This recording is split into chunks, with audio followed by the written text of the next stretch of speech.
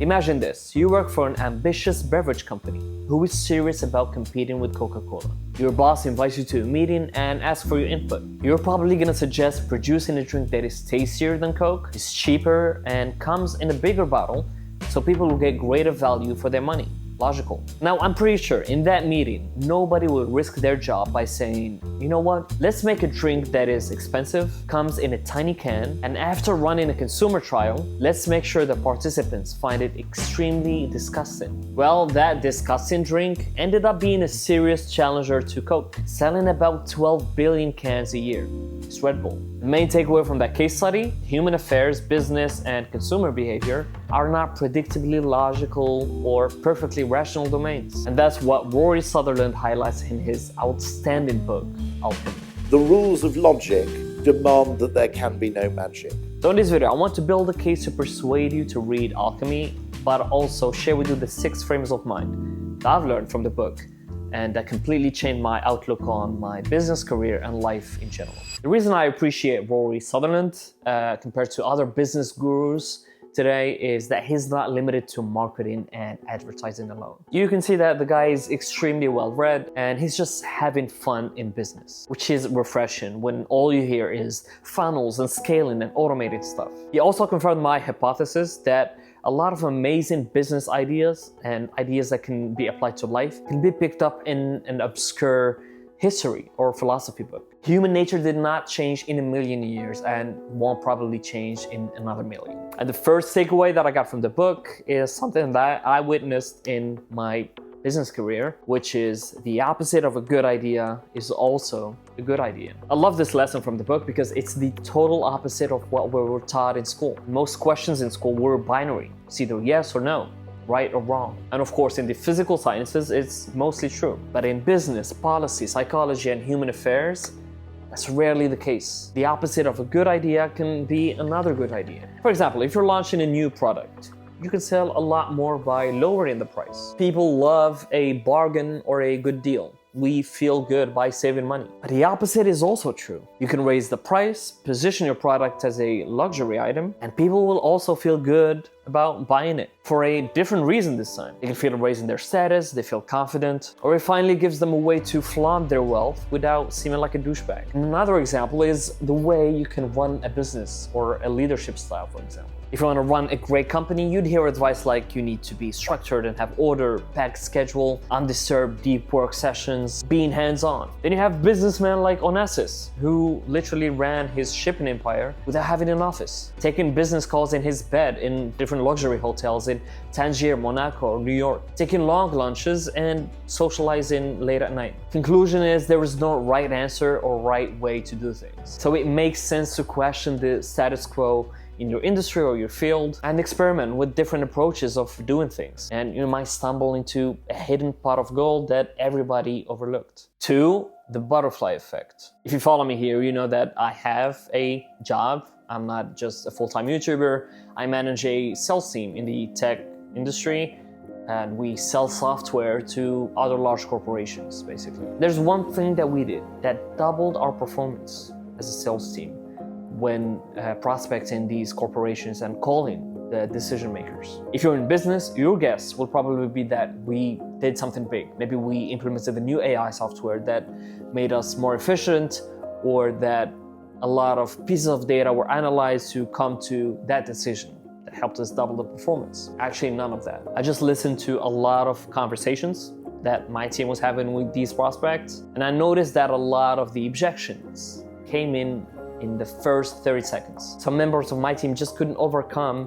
that objection in the beginning. So we just changed one sentence in that call script that made us overcome that objection. And because we get further into the call, our conversion almost doubled. One very small change that can easily be overlooked, that you can't notice on a spreadsheet, that is anecdotal, resulted in a huge spike of our conversion to appointments booked and impacted the generated revenue. That's the butterfly effect. People get stuck when trying to make huge improvements in policy or business because they overlook the obvious or the anecdotal. Okay, we had an idea for an airline early in the days of the behavioral science practice, which to this day makes them £10 million a year in incremental high margin revenue.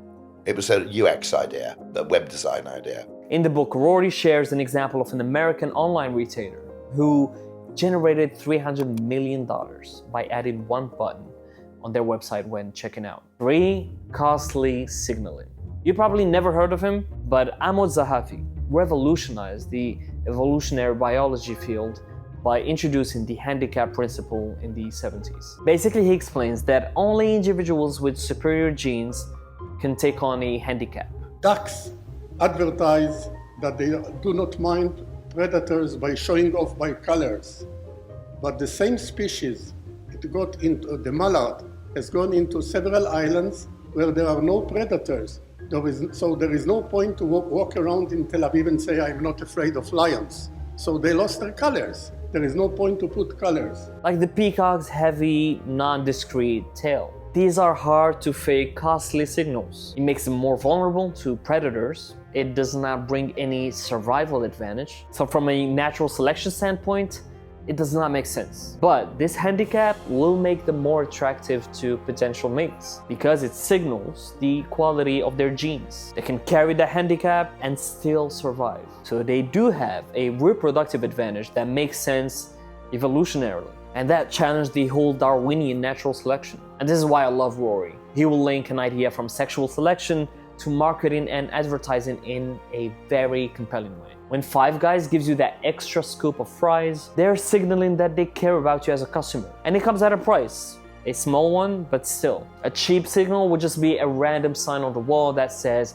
we care about our customers. When 50 Cent was beefing with the other East Coast rappers, he didn't just threaten verbally. No, he walked out the stage of the BET Awards and walked past all of the rappers that dissed him, signaling to them all that he's not afraid. You see, I live in New York City, and I never understood the obsession that a lot of people here have with buildings with doormen. But I kind of get it now. It might seem like an additional useless cost. An automatic door can be cheaper, but it does not come with the warmth, the recognition, and the status that the tenants might enjoy when inviting people over. 4. Satisficing. Rory popularized this term coined by the scholar Herbert Simon. It's basically a combination of satisfy and suffice. And it's the opposite of what the classical economists thought of decision making. Humans in a dynamic, uncertain world don't usually maximize, but satisfies when making a decision. We're not fully rational creatures. We have limited information, knowledge, and time. When making a decision, we prefer being vaguely right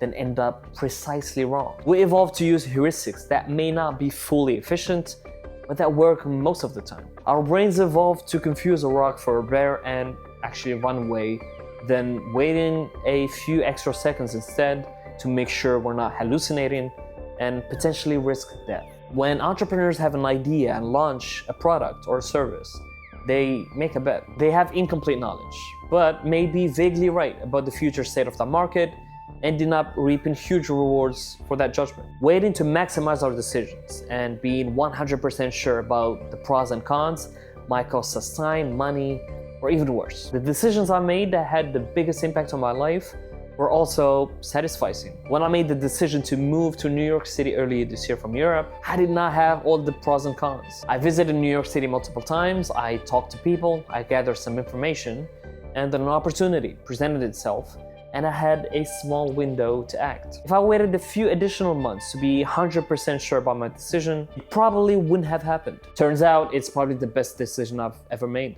5. Perception is reality.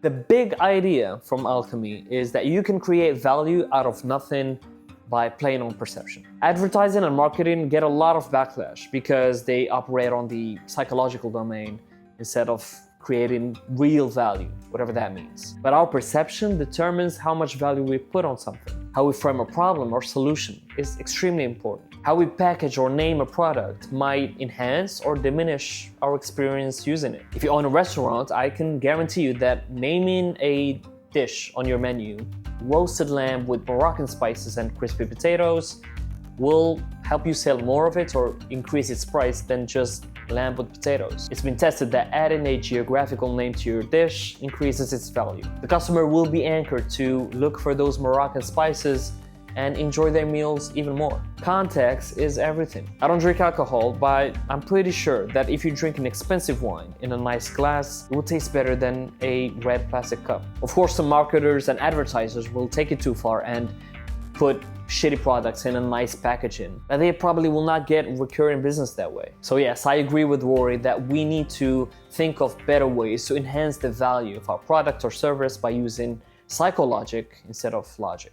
Lastly, learn to observe human behavior. Obvious Atoms is this really short business book from 1916, I believe. The story is of this businessman who succeeded by looking for the obvious solutions hidden in plain sight. When Adam's employer was wondering why one of their stores, located in Main Street, was doing poorly compared to others, he didn't analyze spreadsheets or numbers on papers. He actually traveled to the location and noticed that even though the street was super busy, most people missed the store because the entrance was too narrow in the corner. That's something you can't really deduce from data. It's obvious, but it's out there in the real world. I would say that Rory Sutherland built his career on noticing those patterns and human behavior and profit from it. The greatest thing in creativity, or I would argue in business, is noticing things. It's observation.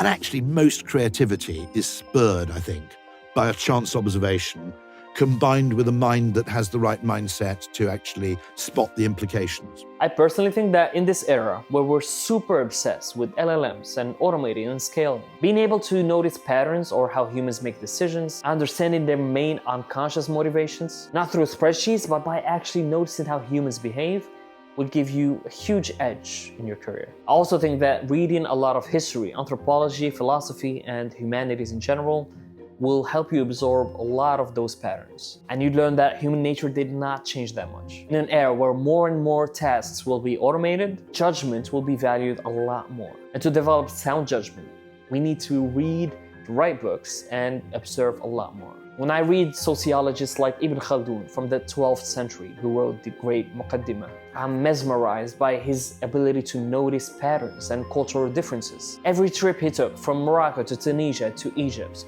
he came back with some realization about Egyptians or Moroccans. He came up with theories on how empires rise and fall. That's an ability that we all should strive to develop. Interacting with people from everywhere and noticing things out there in the real world matter a lot more today. Thank you for watching, and I'll see you in the next video.